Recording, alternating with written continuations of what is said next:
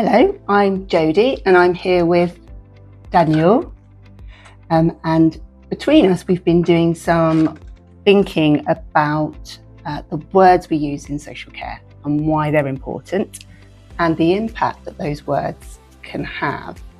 And Daniel's very kindly agreed to have a conversation with me today about his thoughts on language and why he feels it's important. So thank you, Daniel. Daniel, do you want to just share with me a little bit about yourself and why you think language is important? I left college last year and hope to move into my own flat soon. I am an advocate for disability and want to help make my community a more accessible place for everyone. I am an ambassador for a charity for young people with disabilities, and I have recently started my own YouTube channel. I am non-speaking and use a speech device as my voice. Communication is important to me to share ideas, build social connections, and to express my needs and wants. The language we all use has lasting implications, so it's important to be mindful in our communication. Using language that others don't understand or aren't comfortable with creates barriers in communication and can damage trust. Thank you, Daniel. Thank you for sharing that.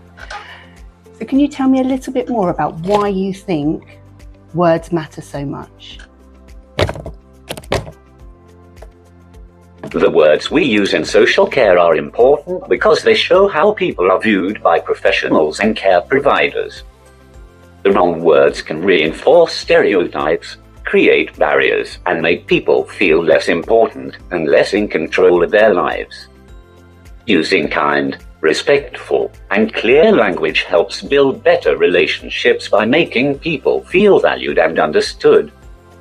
Communication should reflect people's choices, strengths, and individuality, not treat them like a problem or a case. I couldn't agree more, Daniel. So could you give me an example, Daniel, of a time when you felt language didn't feel right? The term respite care always felt wrong. The word respite means a break from something unpleasant and implies the person receiving care is a burden and that their carer was suffering. It was right that this was challenged and replaced with short break.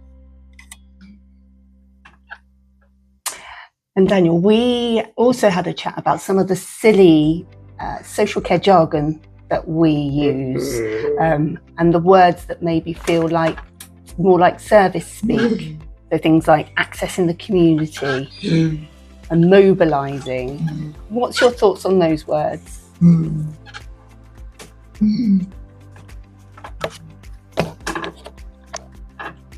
Jargon can be confusing and make people feel excluded or suspicious. It often overcomplicates things and can feel impersonal. For example, calling someone's home a placement makes it sound like a temporary arrangement and like they had no choice to be there. Saying accessing the community makes a normal everyday event sound clinical. Simple everyday language is better because it keeps communication human and focused on the person. And something else we've been talking about, Daniel, is the labels that sometimes people use about people. So things like non-compliant and challenging and hard to reach. Can you share your thoughts on those words? These labels are judgmental and unfair. They place blame and often ignore the reasons behind someone's reaction. For example, someone might be called non-compliant simply for making a choice someone else didn't agree with. Or challenging because their needs aren't being met and they're frustrated or struggling to communicate. These labels can stick and influence how others see someone before even meeting them. Absolutely. And something else when we're thinking about our approach, Daniel, we agreed that it's useful to maybe pause and have a think about the words we're using and the meaning behind those words. And it isn't about always getting everything right or getting things perfect, but it is about having that thoughtful approach to the words we're using. Do you think that feels like the right approach to take? Yes, I think so. We don't want to discourage open communication. It's just about being aware of how words affect others. Okay. So when we're thinking about changing the words we use, why do you think that this, or how do you think this makes a difference? Using better language helps break down barriers between professionals and the people they support.